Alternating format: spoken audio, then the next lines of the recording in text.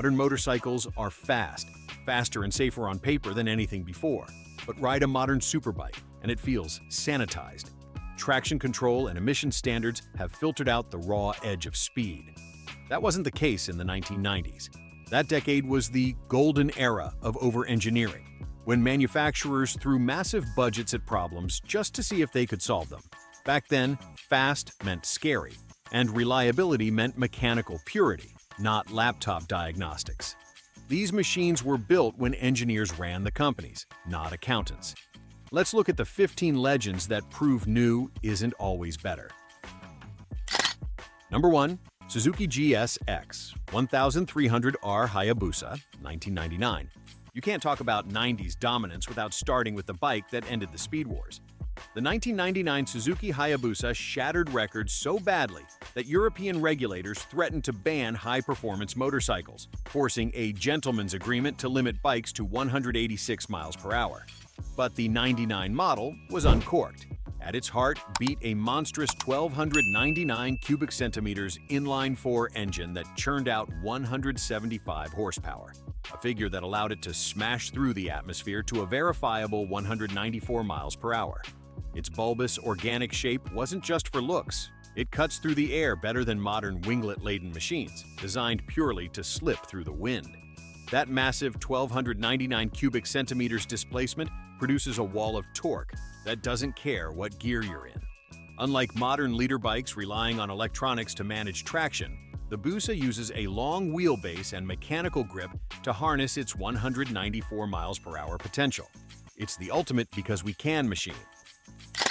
Number 2. Honda CBR 1100XX Super Blackbird. While Suzuki built a hammer, Honda sharpened a scalpel. The CBR 1100XX Super Blackbird was designed to steal the speed crown with perfection, not just brute force.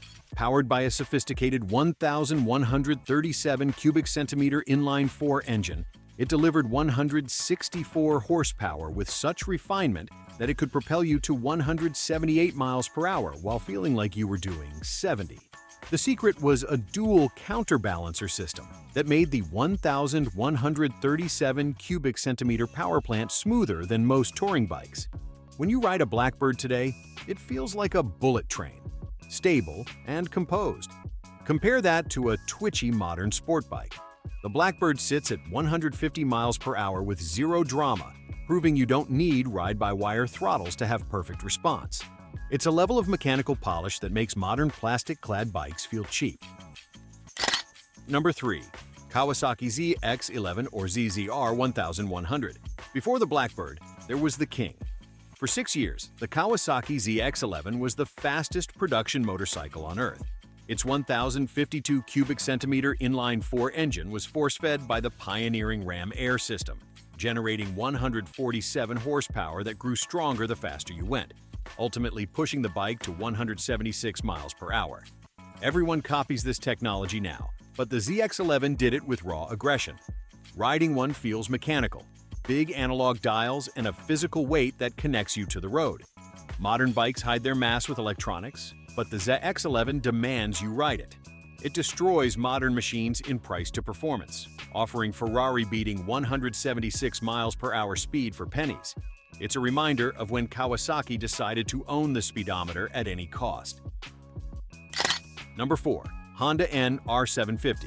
If the ZX-11 was brute force, the Honda NR750 was a technical flex. Honda wanted V8 technology in a 4-cylinder class, so they created oval pistons, fitting 32 valves into a 748 cubic centimeter V4 engine. This engineering miracle produced 125 horsepower and a top speed of 185 miles per hour, numbers that defied the displacement. It's a level of complexity that makes a modern Ducati look simple. Costing as much as a house, it featured carbon fiber and titanium long before they were mainstream. But the build quality is the real killer. Every fastener and panel gap was finished to jewelry standards. It wasn't built for profit. It was built to prove Honda could do the impossible, showing R&D bravery that doesn't exist in today's risk-averse climate. Number 5. Britten V1000. The Britten V1000 proved that passion beats corporate budgets. John Britten built this revolution in a New Zealand shed and embarrassed factory teams with a hand-built 999 cubic centimeter V-twin that pumped out a staggering 166 horsepower. This homebrewed masterpiece could hit 188 miles per hour, leaving factory superbikes in its wake. He used carbon fiber wheels and a frameless chassis decades before Ducati marketed it as new. On the Britten, the engine is the chassis, with suspension bolting directly to it. It destroys the industry's ego by proving true innovation comes from vision, not wind tunnels. Britten cast his own engine blocks and wove his own carbon fiber. It is the ultimate reminder that the soul of motorcycling is found in the builder's hands, not a spec sheet. Number 6. Ducati 916. The Ducati 916 defined the sport bike silhouette for 30 years, but looking at it is only half the story. Powered by a Thunderace 916 cubic centimeter V-twin, it produced 114 horsepower and reached 162 miles per hour. But those numbers don't capture the magic. The 916 destroys modern machines by offering a mechanical connection that stirs the soul. Modern Ducatis are faster but feel like computers on wheels. The 916 is a living animal. Its 916 cubic centimeters desmodromic engine delivers visceral, immediate torque with no ride-by-wire lag. The single-sided swing arm and underseat exhaust were functional art. Riding one isn't about lap records. It's about the heavy clutch and the way the chassis talks to you. It proves character and flaws are more important than clinical perfection. Number 7. Suzuki GSX-R1100 SRAD. The SRAD generation GSX-R1100 was the giant killer. It proved you didn't need 1000cc to be the fastest on track, utilizing a 749cc inline-4 that punched well above its weight with 128 horsepower. Capable of 165 miles per hour, it embarrassed larger bikes by combining that power with an aluminum twin-spar frame straight from GP Racing. SRAD stands for Suzuki Ram Air Direct, and the intake roar is addictive. A deep howl modern bikes can't replicate. It hits the Goldilocks zone. Modern 1000s are too powerful for the street, and 600s lack torque. The 750 sits in the middle, offering superbike chassis tech with an engine you can actually wring out. It destroys modern middleweights by offering a raw, race-bred experience sanitized out of today's market. Number 8. Yamaha YZF-R100 EXUP. The YZF-R1000 is the grandfather of the modern power valve. Its 1002 cubic centimeter inline-4 engine was a masterpiece, delivering 145 horsepower and a top speed of 170 miles per hour thanks to the revolutionary EXUP system. This exhaust valve varied back pressure, giving the bike low-end grunt and a screaming top end. Modern bikes use electronics to fake this linear power. The YZF-R did it with pure mechanics. You feel the 1002 cubic centimeter engine surge as the valve opens. Wrapped in the legendary Delta Box frame, it won Bike of the Decade because it did everything well, touring comfort with sport bike speed. It shows how engineers used mechanical ingenuity to solve drivability issues rather than just throwing software patches at an engine. Number 9. Honda CBR 900RR Fireblade 1992. The Fireblade changed speed philosophy forever. Instead of adding power, Honda focused purely on less weight. Tadao Baba utilized an 893 cubic centimeter inline-4 engine producing 122 horsepower, which might sound modest until you realize the bike was the size of a 600. Capable of 160 miles per hour, it made the lumbering 1100s look obsolete, not by outpowering them, but by outmaneuvering them. Modern sport bikes are getting heavier with emissions gear, but the original blade was pure lightness. It felt like a bicycle with a rocket. Early models used a 16-inch front wheel for twitchy, lightning-fast steering. It established light is right, but feels airy and mechanical compared to dense modern bikes. It reminds us the best upgrade isn't electronic suspension, it's stripping away everything unnecessary. Number 10. Yamaha YZF-1000R Thunderace.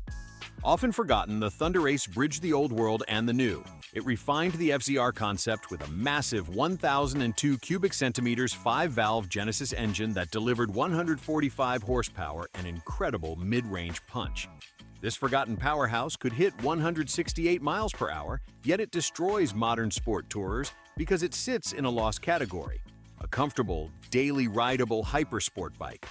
The 1002 cubic centimeter engine offers a fat torque curve that makes every gear usable. The blue spot brakes were so good Yamaha used them for 15 years. Simpler and easier to fix than a modern R1, it proves you don't need 200 horsepower for a thrill. Just a solid 145 horses and good brakes. Number 11. Bimota YB6. Bimota specialized in exotic craftsmanship, wrapping reliable Japanese engines in chassis artistry.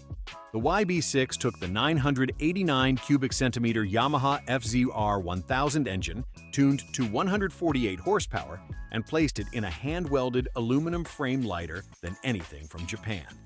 This combination allowed the Italian masterpiece to hit 170 miles per hour with a level of stability the donor bike could only dream of.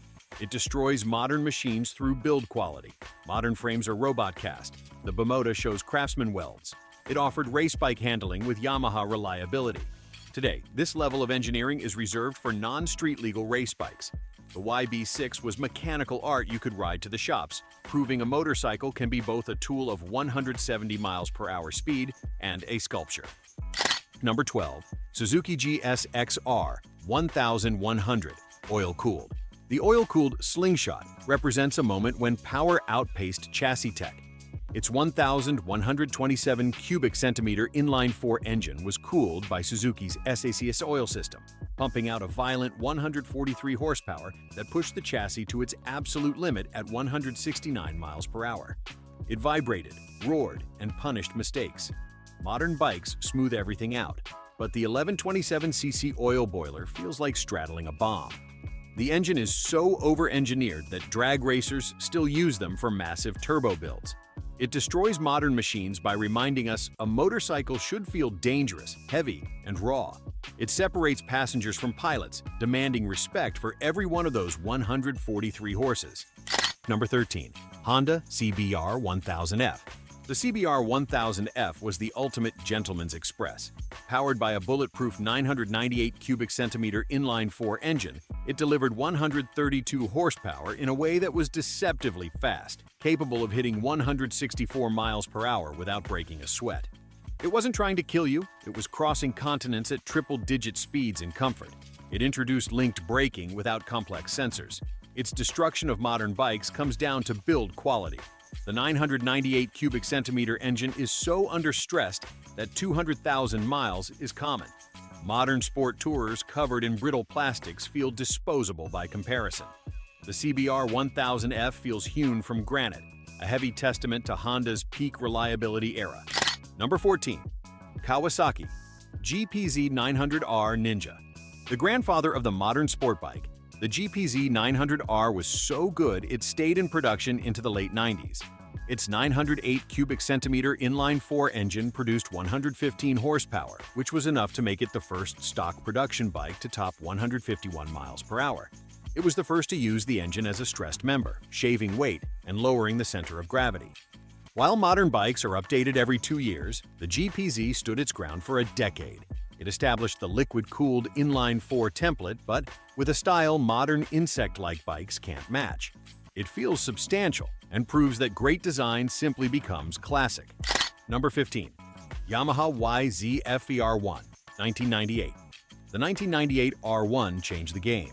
Yamaha utilized a 998 cubic centimeter inline-4 engine that stacked the gearbox vertically, shortening the engine to allow a longer swing arm for traction without extending the wheelbase. The result was 150 horsepower in a chassis with 600 class agility, capable of 170 miles per hour.